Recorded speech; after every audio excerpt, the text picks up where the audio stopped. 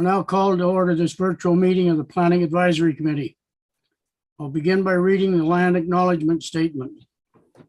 On March 24th, 2022, we acknowledge that this sacred land in which Smith Falls is now located has been a site of human activity for over 10,000 years and is rich in Indigenous history. The land is the ancestral and unceded territory of the Algonquin Anishinaabe Nation.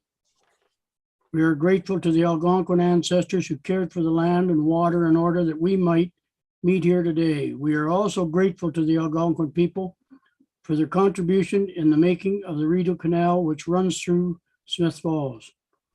We are mindful of the broken covenants and need to reconcile all our relations.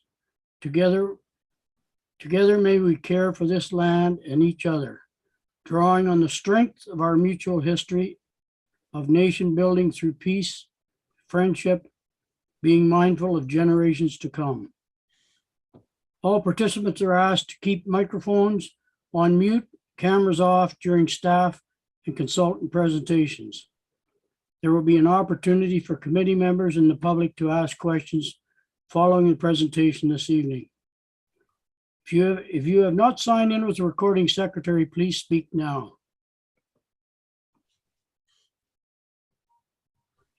I'm John Wanless, Chairman of the Planning Advisory Committee. I will now take attendance of our committee members and staff. Please raise your hand and declare your presence when I call your name.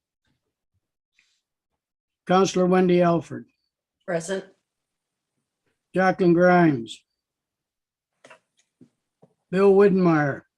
Present. Jack Anderson. Councillor Jay Brennan. Present. Senior Planner Carl Grenke. Present. Planning Clerk Mary Remig. Present. Stephen McGuire had already sent his regrets. To review, committee members are asked to raise their hand when they wish to speak. Alternatively, please find an appropriate opportunity at any available time to notify the chair verbally if you wish to speak.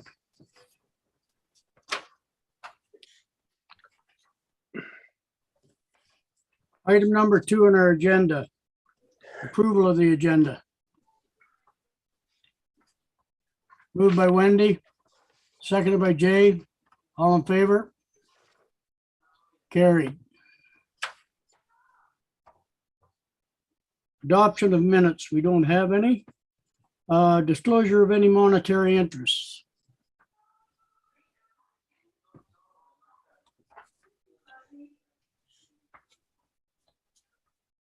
We'll now open the public open house portion of the Planning Advisory Committee meeting. Please be advised that you may leave this meeting at any time. The purpose of the public open house is to provide opportunity for all members of the community to be involved in the zoning bylaw review project and provide input. Input received will help further develop and inform changes to the new draft zoning bylaw available on the Town of Smith Falls website. Individuals logged in to participate in the public open house are asked to please keep their microphones on mute and cameras off until the Q&A portion of the presentation.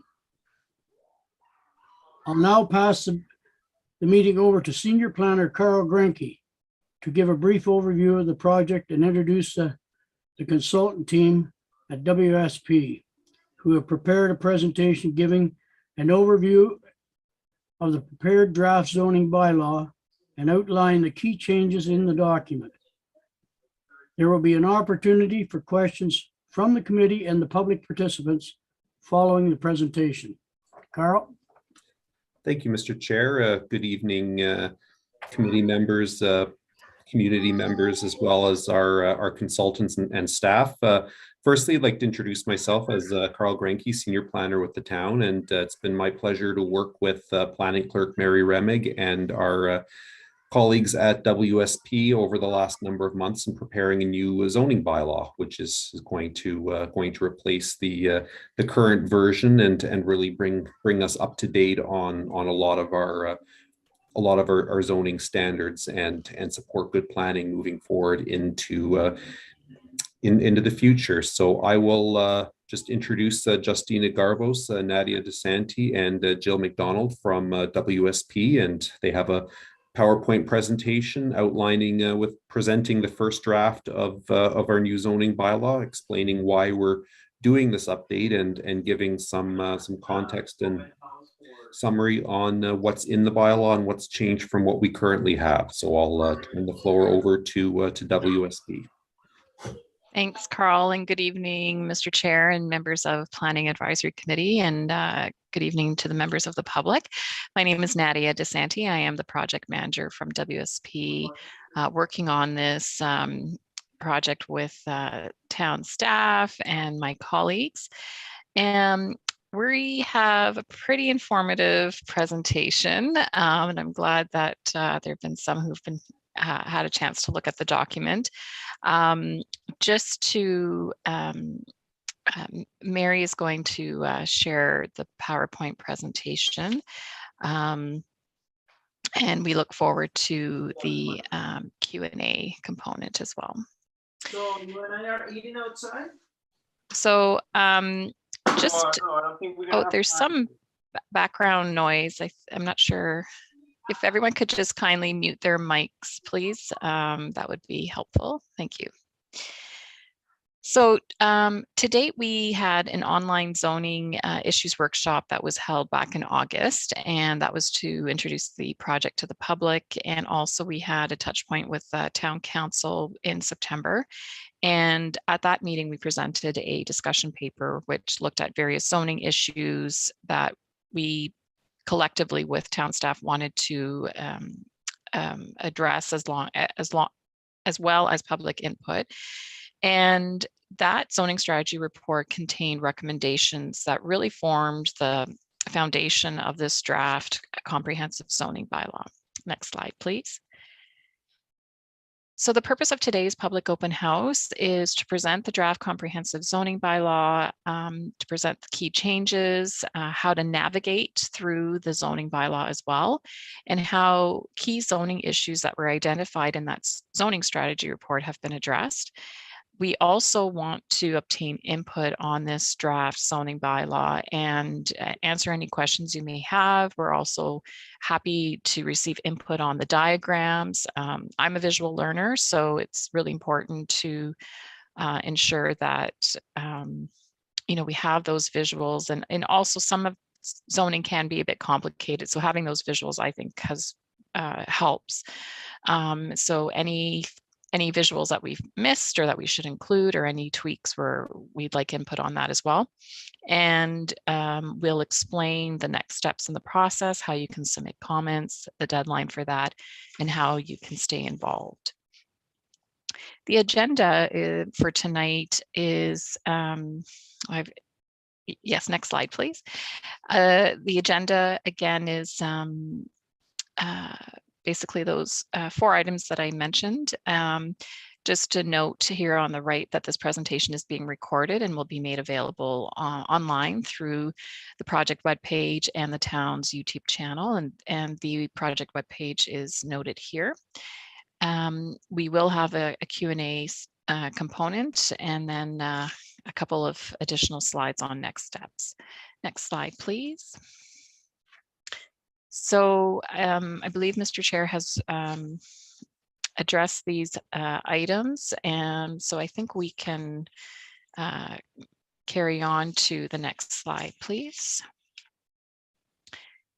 So just a quick overview on the high-level planning framework hierarchy in Ontario. So on the left-hand side is the Ontario Planning Act, and that's our provincial legislation that governs land use planning in Ontario. And then we have the provincial policy statement from 2020, and those all of those public provincial interest matters are covered in that policy statement, or PPS is also the acronym for that. And following that, at the local level, we have the existing town's official plan, and the official plan establishes your long-term vision, your objectives, the land use designation. So where does residential, commercial lands are designated with associated policies, and it's to also manage growth and development. And then we have the zoning bylaw, and the zoning bylaw implements the official plan policies. It is the legal document that sets out more detailed permitted uses and performance standards such as building setbacks, height, all of those things. And we're going to show how the zoning bylaw is layered. The next slide illustrates why we're reviewing the zoning bylaw. So the town's current zoning bylaw was approved by council in 1994, and it has been amended and consolidated. And the Planning Act requires that municipalities prepare a zoning bylaw to conform to the official plan within 3 years of the new official plan. And so this zoning bylaw will also implement recommendations from recently approved town plans and studies. So basically it is time, it's required to have an update, and the next slide shows a few more things that is being considered as part of the review. Next slide, please. So existing zoning bylaw 1994, town's official plan is dated 2016. So there's a bit of a gap there, and that's okay. And this process will help modernize the zoning bylaw, have some updated definitions, have some zoning requirements, so those provision standards, development standards based on best practices. We are also undertaking a review of site-specific exceptions. So those are properties that have had a very site-specific exception to enable a development to occur. And so we're going to be looking at those to see, are those exceptions still relevant? Has a property been built out? So we're working with town staff on that. And as mentioned, always trying to ensure user friendliness and clarity. And that goes back to the use of visuals and language, and seeking opportunities for input on that. And also the general look and feel of a document too. Next slide, please. So we started this last summer, and we had a background study and review. We had our virtual zoning issues workshop, discussion paper. So you can see the various tasks that we've had in the summer and fall. And we are now in winter 2020, moving into spring. So we've issued the draft zoning bylaw. We're having tonight's statutory public open house, which is our PAC meeting. And then following tonight's meeting, we will hopefully receive some comments. And then come the spring, we'll finalize the zoning bylaw. We'll have the virtual statutory public meeting. So that statutory public meeting is required under the Planning Act.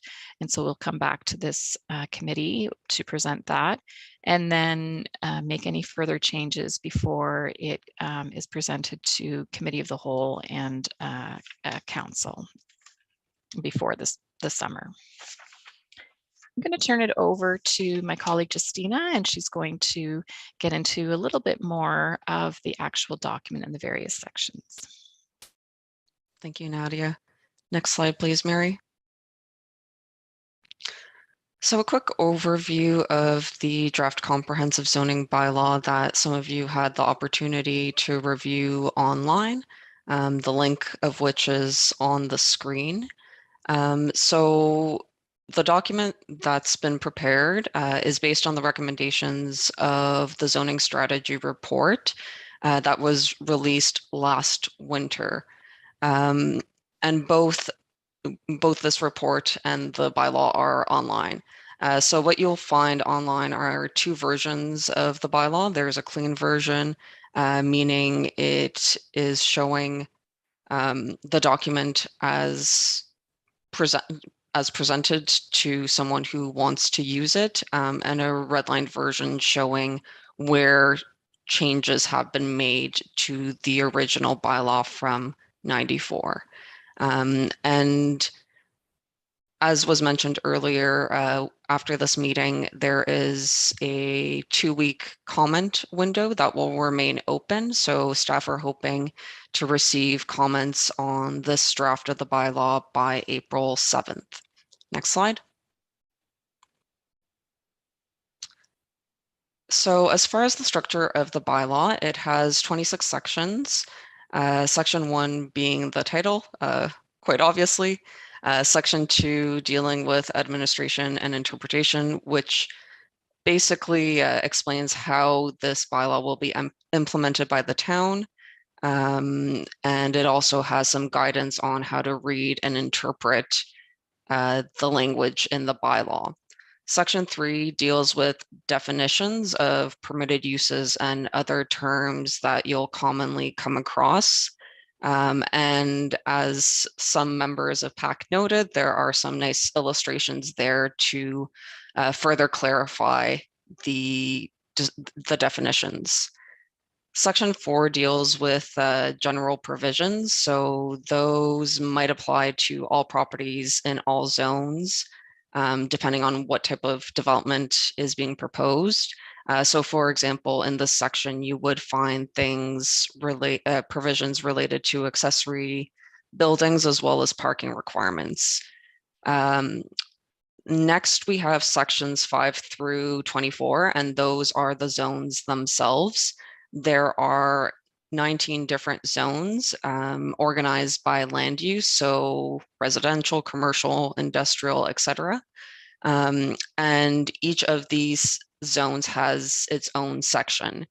So the sections themselves are further structured kind of in a standard way, showing what uses are permitted, describing standards related to lot area, for example, and setbacks, providing some specific provisions if there are any, and finishing with a subsection on exception zones, which we have mentioned earlier in the presentation and which are currently being reviewed along with town staff.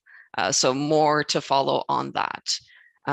One of the new inclusions in the document is a user guide, and that's also in section 1 of the bylaw. Next slide.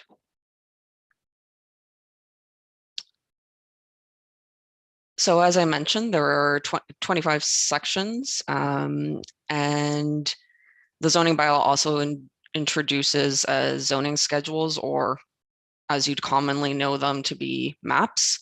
And we have 2 series of schedules, A series and B series. Next slide.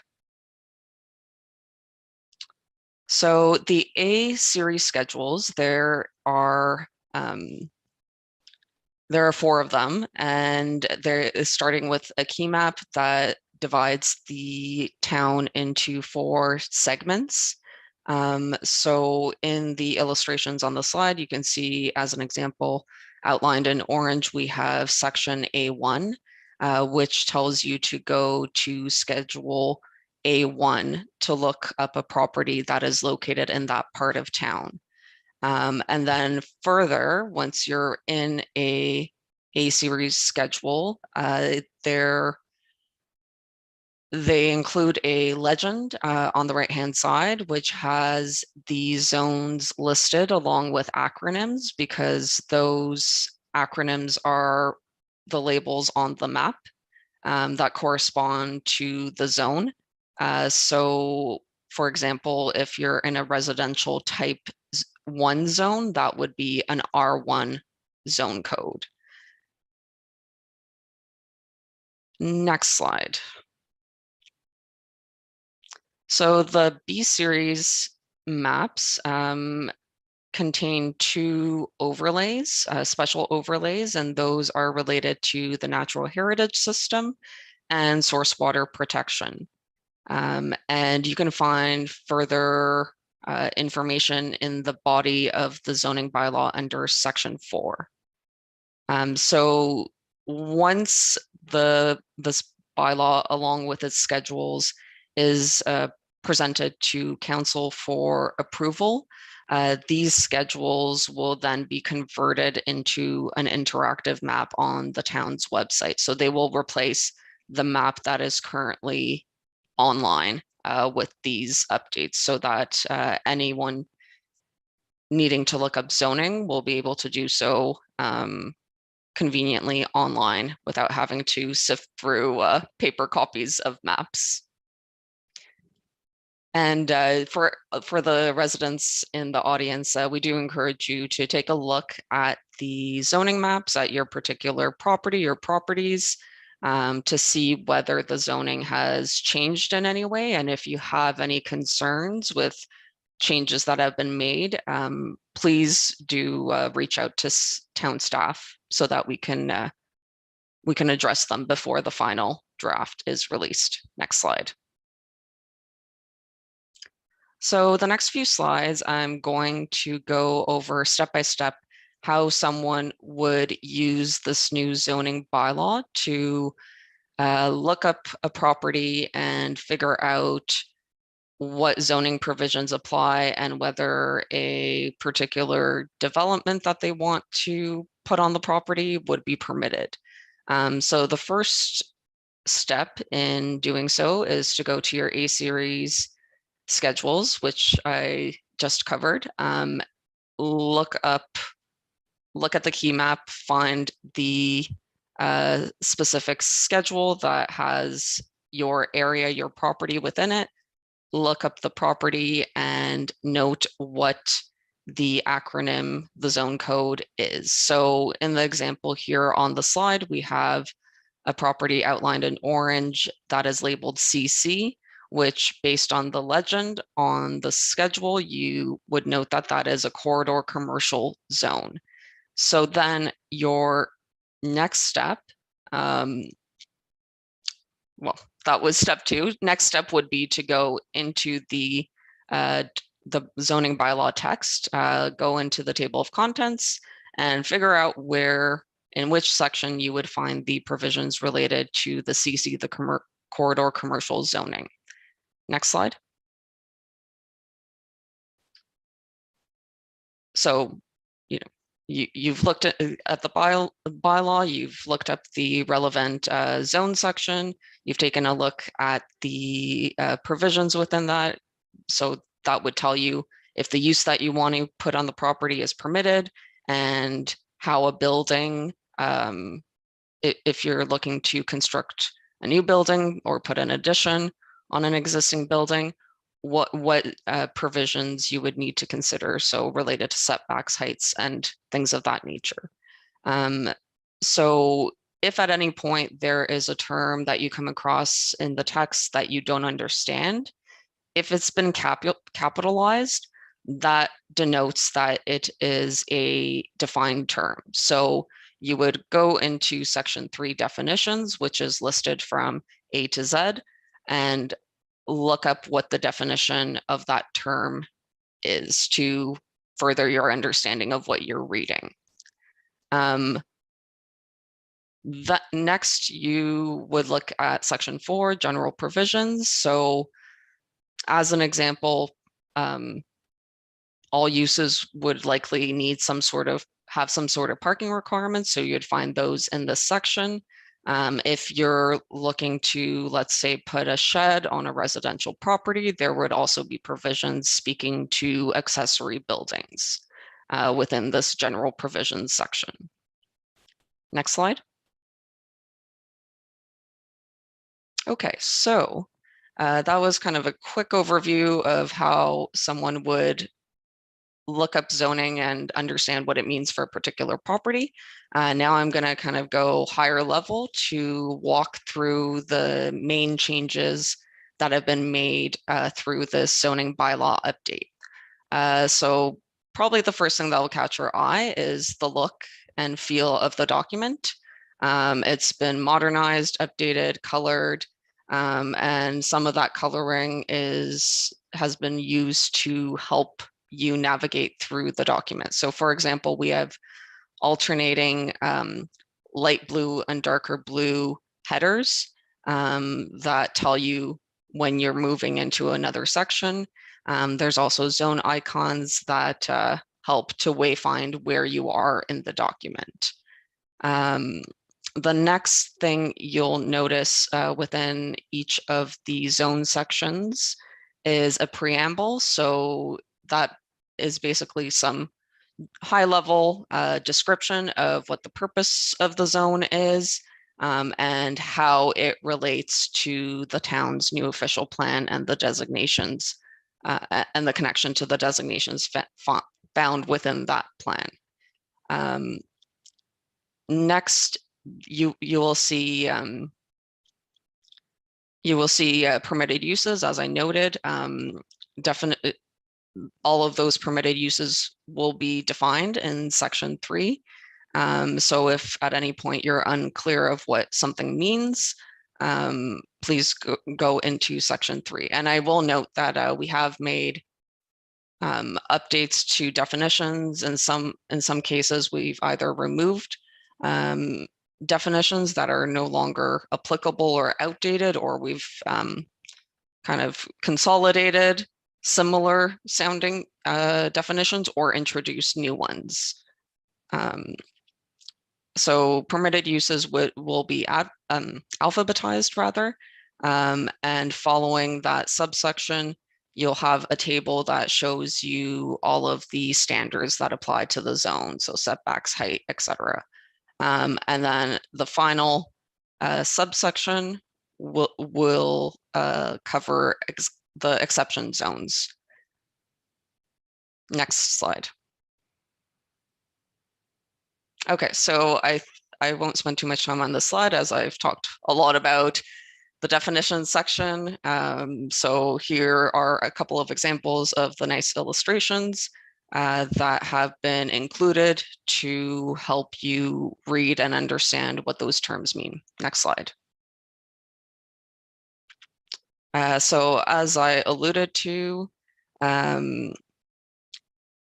or rather another change that's been made through this update is we went from 22 original zones down to 19. And where those changes have taken place is we deleted a couple of residential zones. So residential type 2 zone was deleted because it only applied to a single property. And then residential type 3 zone was deleted because it's not currently in use anywhere in town.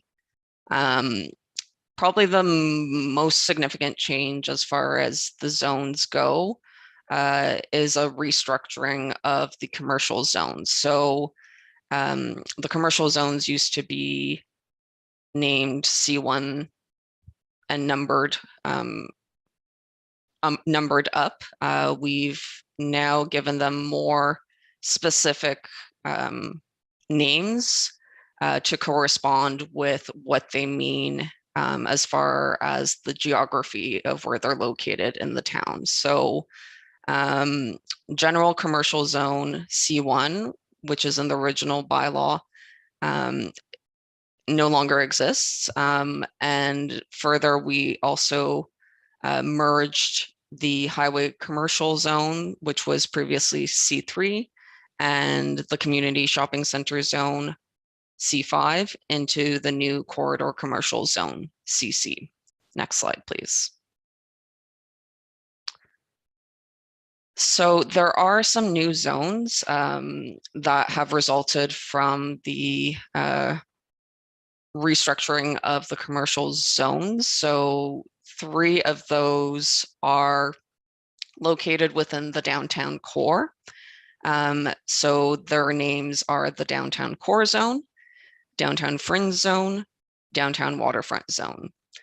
And we also took what was previously an exception zone in the C1, the general commercial, and renamed it to the Lombard Street commercial zone, because it really, that we feel that reflects what it is better. because it applies to properties that are along Lombard, generally between Abbott and Brockville streets. And I'll just note that it does exclude lands that are parklands along the canal. So as you go through the document, there's some new zones have been renamed, some have been renumbered, and others have been deleted. But overall, we did retain 7 of the original zones, and most of those you'll see that haven't changed in name or acronym are the industrial zones. Next slide, please. Okay, so I'll pass it back to Nadia to give myself a bit of a break to take a sip of water, and then I'll be back. Thanks, Justina. So a couple of other key changes is section 4.2, so additional residential units. So you may remember that back in the fall, the town undertook an official plan amendment and a zoning bylaw amendment to permit additional residential units, or ARUs, and that was based on a recommendation from the Housing Advisory Committee in accordance with changes to the Planning Act. So the Planning Act made this change. So the term secondary dwellings, secondary units is now replaced with additional residential units. So that official plan amendment and zoning bylaw amendment were approved in December of 2021, and we have included provisions to reflect that in the draft zoning bylaw under this section 4.2. Just a reminder that all additional residential units require a building permit, and they must comply with the Ontario Building Code, the Fire Code, and what will be the new town zoning bylaw. In addition, each additional residential unit requires a dedicated parking space. So this parking space can be provided through tandem parking, which means one vehicle parked behind the other. But all of the related, parking provisions and other development standards are provided in the draft and this and in the section 4.2. Next slide, please. So 2 years ago, a downtown core parking study was completed, and the study area for that study is shown on this slide, outlined in yellow. And it made 9 parking recommendations, including consideration of items that should be looked at through the zoning. And that included accessible and barrier-free parking requirements, as well as bicycle parking. And so the existing and current town zoning bylaw doesn't include any provisions for that. So whenever a municipality does these types of studies, whenever a zoning bylaw is underway, we look at those studies and see what those recommendations are, and we implement them. So one of the key things that came out of our virtual zoning issues workshop last summer was the inclusion of bicycle parking facilities and a lot of interest in certain standards for downtown parking. So again, we are interested in hearing comments on what we've proposed, which is a 50% reduction for parking in the downtown core. That's for certain uses, a general standard for certain non-residential uses in the downtown core and downtown fringe zones. And then we also have new provisions for the 3 items here: barrier-free parking spaces, electric vehicle, and bicycle parking. And I'm going to take you through those specifics. So next slide, please, Mary.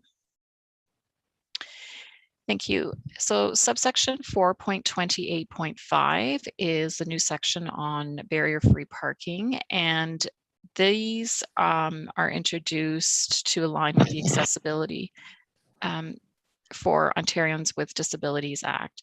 And so we've included provisions for how many barrier-free spaces would be required as properties redevelop.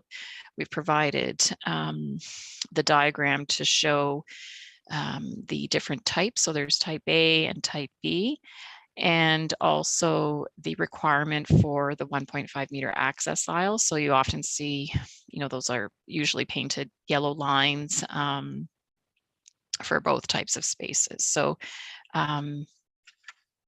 these are pretty standard whenever we're updating zoning bylaws to have these barrier-free requirements. Again, it's coming from the Accessibility for Ontarians with Disabilities Act. On the next slide, we have a new section on 4.28.10 electric vehicle parking requirements. Lots of buzz in the news on EV initiatives underway. So we are introducing a minimum of 20% of the required parking spaces for residential uses in the downtown commercial, downtown fringe, and downtown waterfront zones be designed to permit the installation of electric vehicle EV supply equipment, so charging stations. So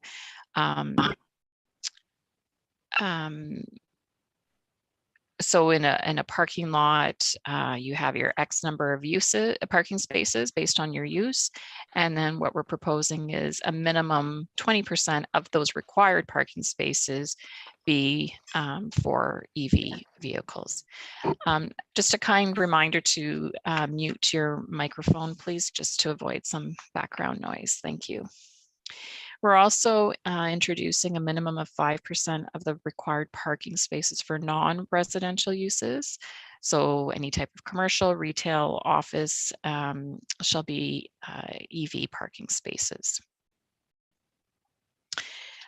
And then finally, the next slide shows another key change, which is on the minimum bicycle parking requirements. And again, these bicycle parking requirements would be town-wide, so not specific to any zone. And we are proposing that bicycle parking should be located on the same lot as the use of the building. They should be located to promote convenient access to main entrances and maybe located within a yard. So if people are going to use bikes, we should also ensure that there's good accessibility and a good location to have people lock up their bike. And also we've established some draft standards for requirements for bicycle racks, bicycle parking spaces, and access aisles. There's different types of bicycle racks. Some of them are in some developments that I've worked on, some are, if there's underground parking, there's like a hook as well at the end of the parking space. So there's a lot of unique implementation structures, mechanisms for bicycle parking. And what's nice too is there's sometimes those bicycle parking racks can actually be quite from a design perspective, pretty interesting. So they can definitely add to, the public realm and just the overall site look and feel. So I'll turn it back to Justina. We have a couple more changes to explain, and then we'll get to the Q&A part. Thanks, Nadia. Next slide, please, Mary. So a final change that you'll notice is in the current zoning bylaw, there's no definition or consideration for shipping containers, which have over the last several years become more popular as far as either like a modular building material in a residential context, or for their use as simply storage spaces. So we, through the zoning bylaw update, have defined what a shipping container is, and also provided provisions as to where they can be located in town. So we are permitting them in all industrial zones, obviously subject to certain provisions. And then in particular cases, they may be permitted within residential uses, but it would need to form a part of a residential building, and it would be subject to site plan control. So on the screen, there's just a couple of examples of how these shipping containers might be used. Top right rather is for self-storage. So that's probably what we would anticipate seeing in the industrial zones. Bottom right is a smaller shipping container that made up a little pop-up market in Petawawa last year. Next slide. So finally, exception zones do currently exist in the current bylaw, and they will still be an aspect of the updated bylaw.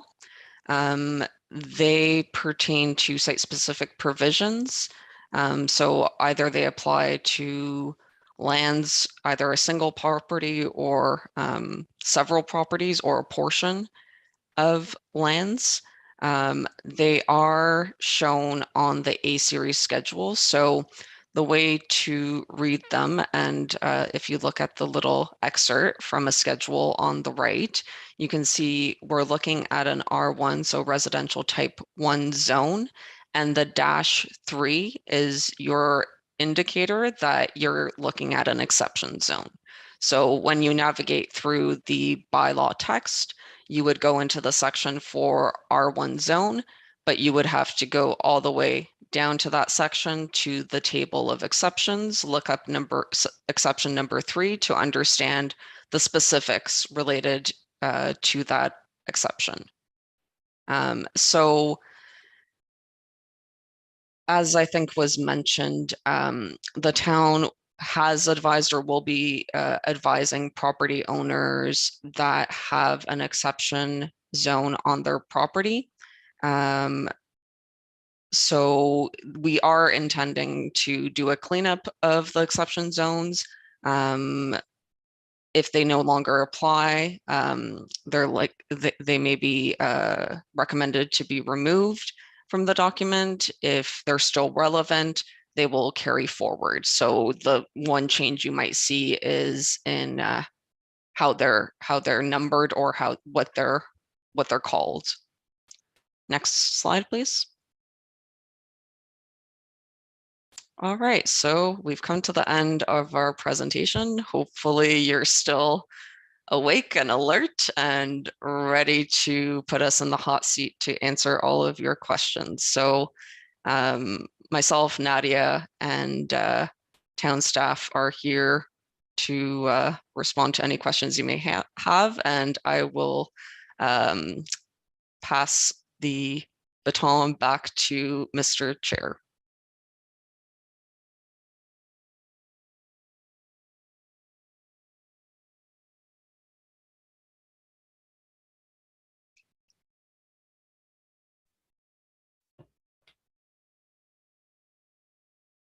Thanks, Nadia and Justina. I'll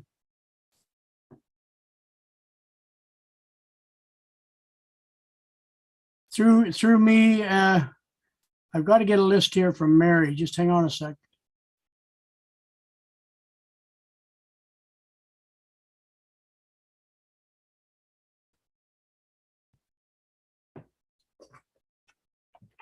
Okay, is there anyone out there that of the public now that have any questions they would like to ask?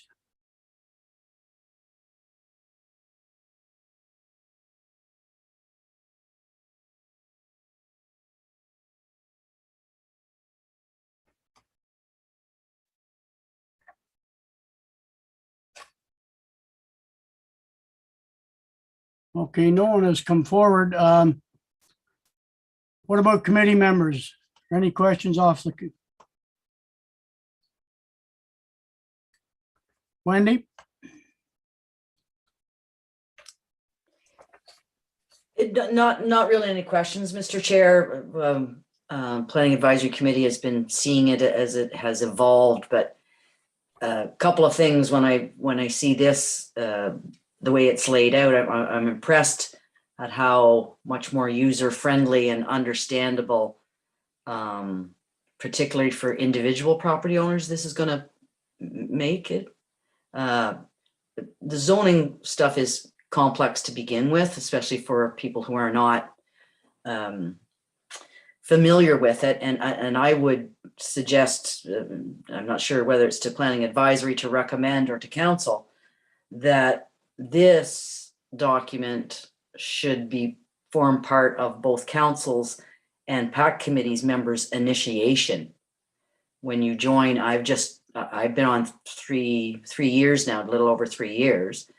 And while I have taken some time to get to know this would have helped greatly, I think, when we first joined planning. And it also for councillors, and I think Councillor Brennan would agree, a lot of these things come forward to council and they are not clear on exactly what this all means. So those would be my only comments, Mr. Chair.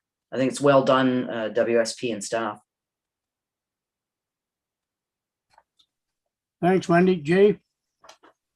Thanks. I mean, it's quite a document for sure, and it was a good presentation. I think that the purpose of this really is to as council is directed, really, is to promote intensification, infill, and the promotion of secondary units and try to get the most bang for our buck. In terms of the document itself, just sort of on a just my own opinion, the picture would have liked to see something about the Rideau Canal or UNESCO heritage site. It's just a picture, so that would have been good.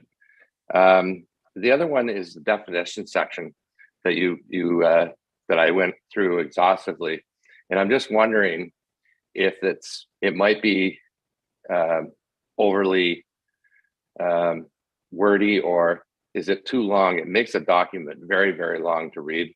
And can you not, is there any way to incorporate some definitions in there that would, the people that probably are going to be really reviewing this are going to be, in tune to what they're doing, especially when they're trying to do something. So that sort of banged out to me. Now, the other thing was, and in your presentation, you talked about one of the changes was the recommendation to reduce parking downtown. I might have missed it. I read it by 50%. So if you could speak to that one, that would be good. I don't know that that's as a counselor, I don't know that that's a great idea. And then finally, the shipping container component of it as well. I'm not sure how that would fit into a residential area. And I don't know that the residents of Smith Falls would be happy with it. The other, on a positive note, the interactive component of the proposed bylaw is great, and more user friendly, the better. But anyway, thanks for that, and we'll, as Councillor Alford said, we'll be discussing this as a council, and I look forward to your presentation to us as a council too. Thanks, Jay. Any comment? Through you, Mr. Chair. Thank you for the comments, Councillor Brennan.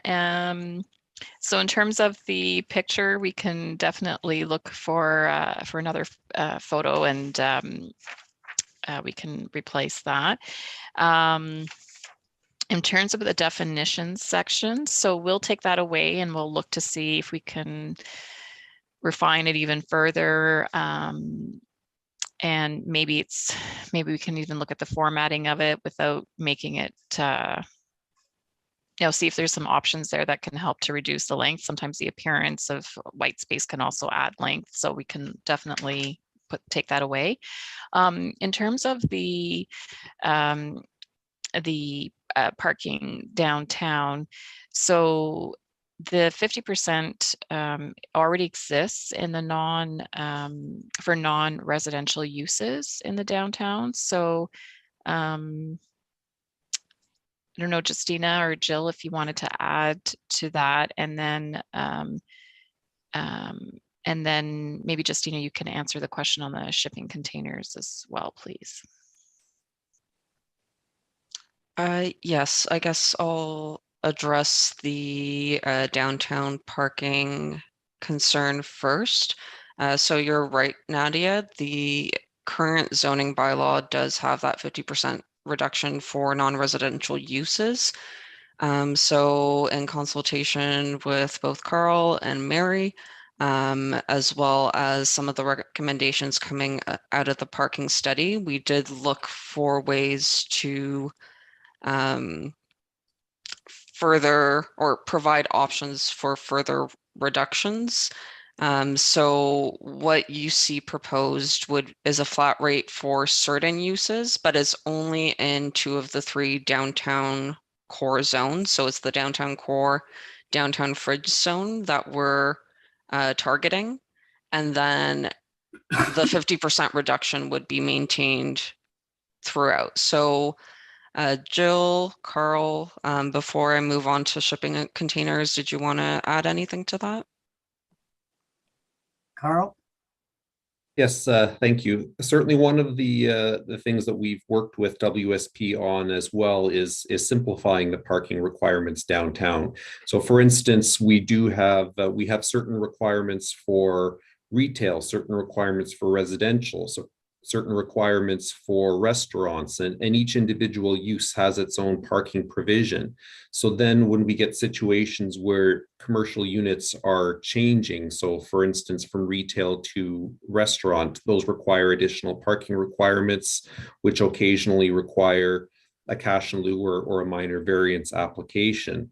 The other situation we've actually seen in our office recently as well is as we get new development where somebody is proposing ground floor commercial, upper floor residential, which is a form of development we support, but we don't know how they're planning on renting out, or they don't know how they're planning on renting out those spaces. So one of the things we've been working on and will continue to work on with WSP is simplifying the parking requirements so that we're not in a situation where if commercial tenants are changing, that parking requirements are somehow recalculated and we have to put somebody through a planning process. And I think it's fair to say to Councillor Brendan's point, parking downtown is a very delicate balance, trying to find the right approach by ensuring that we don't have a shortage while also still not having a significant amount of unused space that's or empty parking spaces. And I think broadly speaking, the broader solution to parking in the downtown isn't just through zoning provisions, but also looking at supply or offsite or municipal lots, those sorts of things, which are broader conversations that are happening around the table as well. But I think at this end, certainly we will continue to refine and work on the parking requirements so that they work for the downtown core and try to find that right balance, especially knowing as we do from the parking utilization study that the parking occupancy rates really do vary in the downtown core on the different streets and on the different blocks. Nadia or Justina, did you have anything additional to add? Through you, Mr. Chair. Yeah, I think that's a conversation that I think will continue for sure. And we had many conversations about downtown parking. So through you, Mr. Chair, I'll ask Justina to respond on the shipping containers comment. Yeah, so if I heard you, Councillor, correctly, your concern is in introducing them into residential zones. Okay. So I'm looking at the provision now. So what we're proposing is it reads that a shipping container can form part of a residential building, and the design of which will be reviewed through the site plan process. So Carl, Mary, maybe if you have some tangible examples you can speak to where applicants have come forward with something of that type and whether it's been effectively dealt with through site plan review. If not, then one of the takeaways from this meeting could be looking to remove that provision and limit the shipping containers to industrial zones only.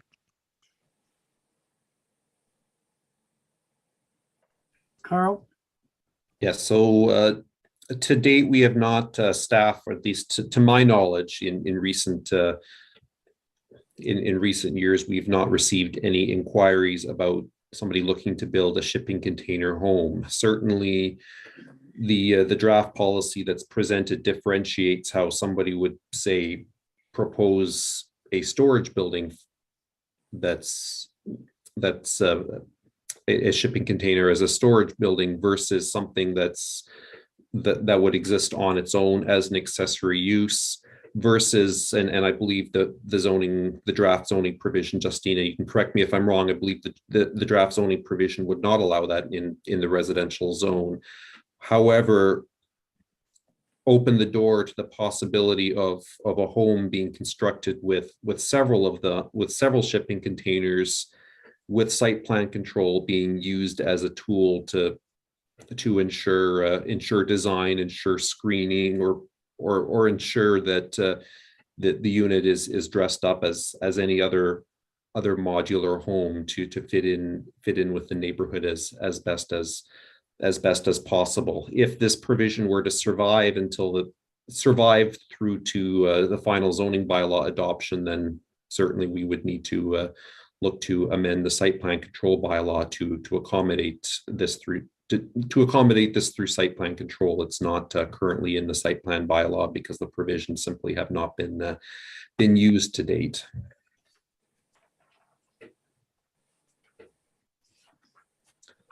But the draft provision there at least opens the door to the possibility of a home being built with shipping containers and designed and coordinated, since the zoning already allows modular homes that are constructed of several different parts moved onto the site and put together. Justina, does that do you have anything further to add? I would agree with you, Carl, that if this provision survives to the final draft that's adopted by council, the next step would definitely be to take a look at your site plan control bylaw to ensure that proper consideration is given for those compatibility concerns.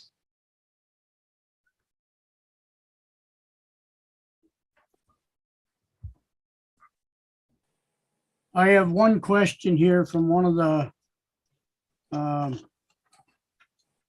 from the public that has given me to ask you. It's from Carolyn. Is there clarity regarding restrictions on trailer parks in town?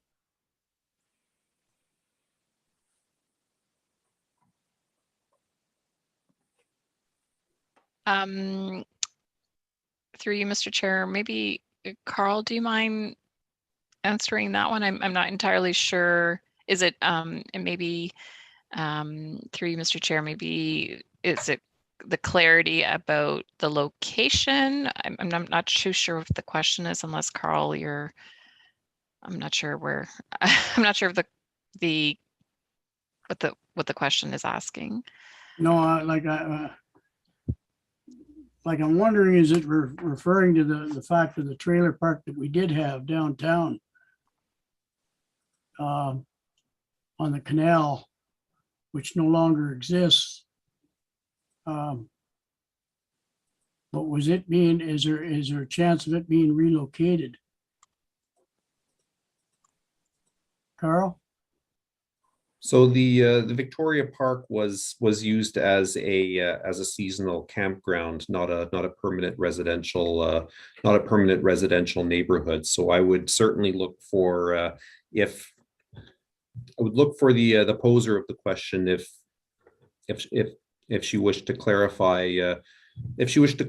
But broadly speaking, mobile home parks are currently not permitted as residential developments are not permitted within the zoning bylaw or the official plan. So in the event that such a development were to be proposed in the future, then the plan and zoning would need to be amended to accommodate that form of development.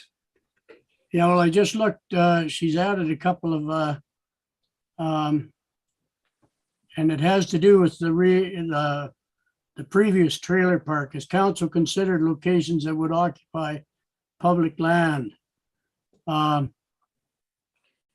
Did council seriously consider Lower Reach Park for a while? Like, Carl, I think it's pertaining to to do with the original trailer park that was down in at Victoria Park there on Wendy. Thanks, Mr. Chair. I think that was studied for a year. The town of Smith Falls Economic Development and Tourism people worked with the chamber, and they looked at, Jay may recall, but I think there were 9 or 10 sites that were considered around Smith Falls within the boundaries of Smith Falls. And because we're on a UNESCO World Heritage Site, Parks Canada has a great say in what happens along its river. And I think at the end of the process, the only one, I don't think the Chamber and Parks Canada, the town, ever agreed on a single site. And I believe the town suggested in the end that the Donnybrook property would be the one that they felt was most suitable. But that's all. Certainly our manager of economic development would have more, but there was definitely discussions about many different sites in Smith Falls. Thanks, Wendy. Jay? Yeah, you're right, Wendy. It was really, I don't think it's germane to our zoning discussion this evening. However, it was a discussion that we had, and I've been on record many times. I was very dismayed to lose that, but it is not germane really to the zoning discussion we're having today, I don't think. Thanks, Jay. Did you have any comments, Bill? Turn your mic on.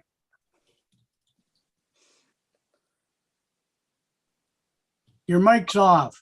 No, it's not off now. No.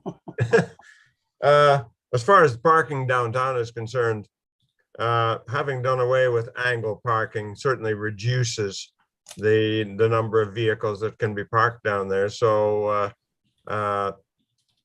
it contributes to this 50% of which has been alluded. But nevertheless, it's easy to understand that the attractive nature of the current planning of a current structure of downtown is easily recognized by anyone who comes to town. So, but there will be fewer parking spaces, and that's the end of it.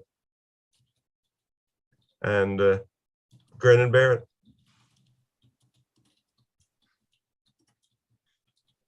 Thanks, Bill. I have another question here from Carolyn.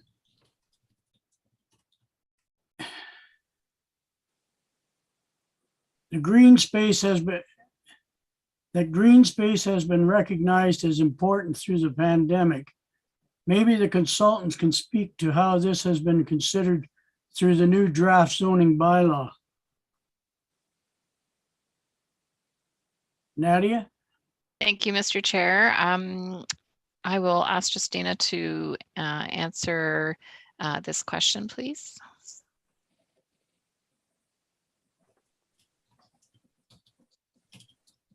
Justina?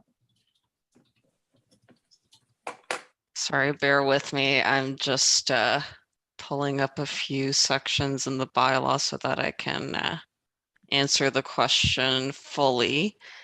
So I don't know if the comment relates to, like, are we talking about public green space or private green space, like in the form of yards on residential lots? Like, I can answer it kind of generally from different perspectives, but if Carolyn has a particular. Could you speak to, she's got back to me here. Could you speak to both public and private spaces, primarily public spaces? Okay, so here, let me just. I believe we do define park as a use. So if there is an existing property in the town that is currently being used as a park, it would be recognized as such in the zoning update. So there wouldn't be any reduction per se. Similarly to natural areas that are publicly accessible, those would be identified as such in the zoning bylaw. The zoning bylaw, I guess it doesn't have the ability. It's through development rather that a property that is not currently being used as public green space could turn to public green space.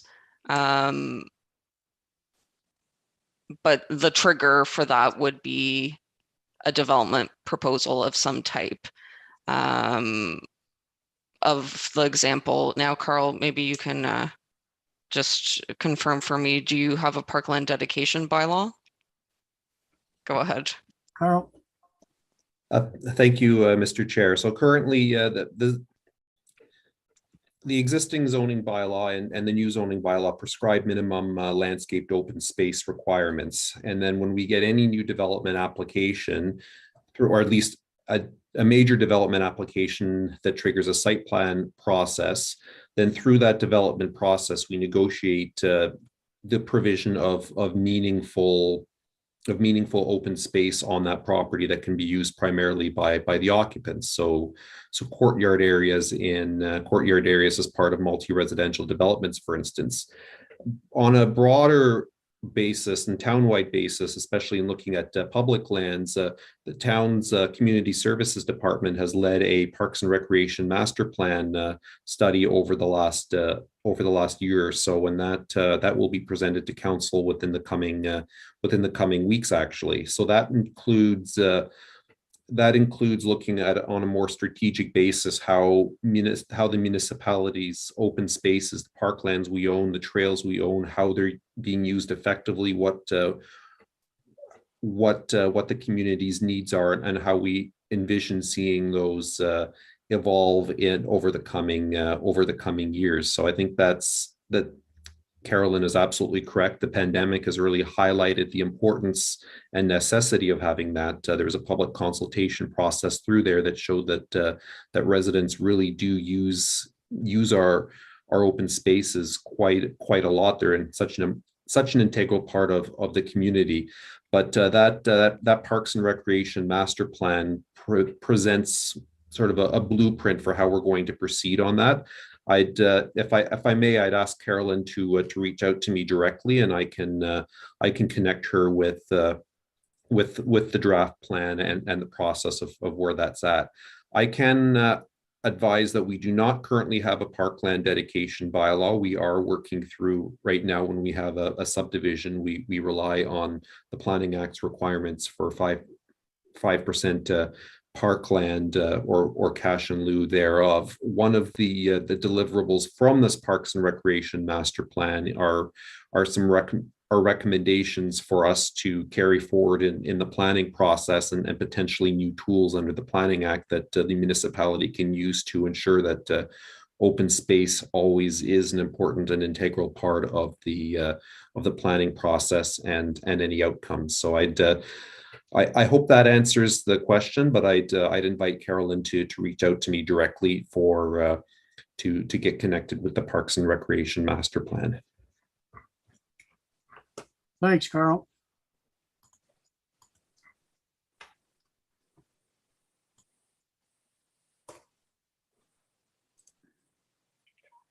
Wendy?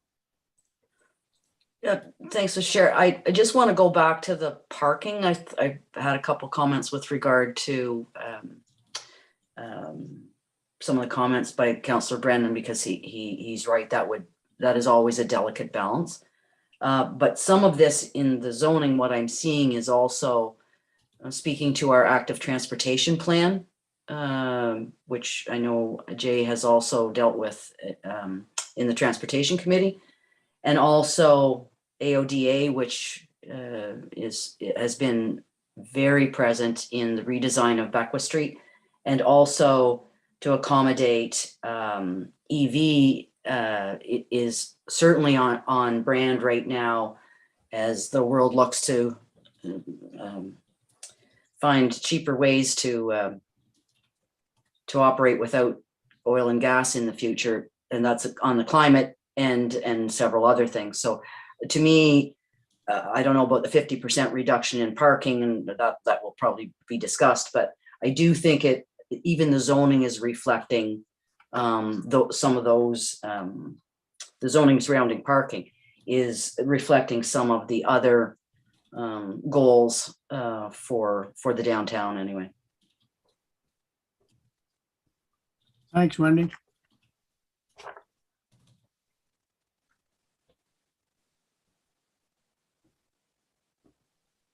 Are there any other questions? Jay? No, just you know, it was a great discussion, and thanks for the presentation. Just if we could just for anyone watching, this is not over yet, and so we could revisit the schedule going forward, and this is going to, you know, keep going at it, and when it's going to be final, so people know. Thanks, Jay. Wendy? So Mr. Chair, but the comments have to be received by April 7th, and then it'll come to council and be finalized. Yeah. Thank you. Carl? So just thank you. Just a quick note on the next steps. Yeah. So any to the public, any feedback would be certainly very welcomed and appreciated. If you do have anyone either in this chat or otherwise who's watching, if you do have any comments you wanted to provide, you certainly feel free. Please reach out to myself or Mary and provide that. What WSP is going to be providing after April 7th is a what we heard report that's going to summarize the feedback and the discussion that's happened both at this meeting as well as any subsequent feedback that are received by staff. So I think there's a few key items that we as the planning department are going to be looking for from PAC, from the Planning Advisory Committee, as well as council, just to how do you wish to proceed on a couple of these potentially contentious points. And then we'll have those discussions around this table before we come up with a final draft or a subsequent or final draft that we're presenting for a public at the statutory public meeting that will be coming later. Through you, Mr. Chair, we do have a couple of slides that do speak to next steps, and perhaps Mary can pull that presentation up and we can continue the questions and answers if there are any, but we do have a couple, just two more slides that speak to this. Thanks, Mary. So on the next slide, so as Carl mentioned, we will have a as we heard it memo, and that will include summary of the comments that we've received from today and tonight's meeting, as well as any other comments that are received by the town by April 7th. And then next month, we will prepare the final draft zoning bylaw. We're looking at the statutory public meeting, so coming back to the PAC in May, and then prepare the final zoning bylaw for committee of the whole and ultimately to council for adoption. The email to submit comments on this project is also on the slide. It's zoningreview@smithsfalls.ca. And a copy of this presentation will also be on the project webpage, which is also shown on this slide. And lastly, on the next slide, please.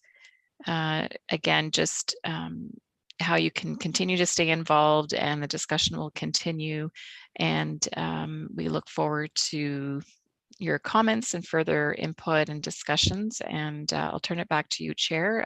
This concludes our presentation. But again, if there are any further questions, we're happy to respond. Thanks, Nadia. And thank you for your presentation, Nadia and Justina. You're welcome. Thank you. If there's nothing else, thank you for attending and participating in the virtual open house for the comprehensive zoning bylaw review project. Any participants seeking additional information regarding process are encouraged to reach out to senior planner or planning clerk. The public is reminded that the deadline provide comment on the draft zoning bylaw is April 7th, 2022. This concludes the open house portion of the Planning Advisory Committee meeting. We'll now move to the next items on our agenda.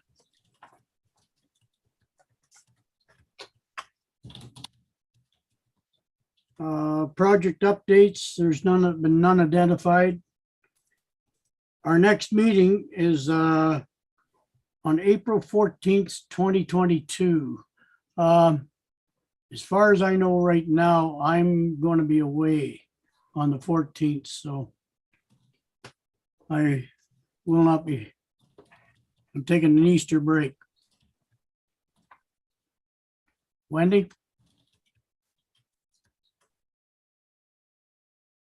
Your mic's not on. Just as a matter of process, Chair Wallace, is there a deputy? Jacqueline. Okay. Yep. Other than that, I'll ask for a motion for adjournment. Moved by Jay. Thanks, guys. Thank you. Thank you. Good Thank night. you, everyone. Good Night. night.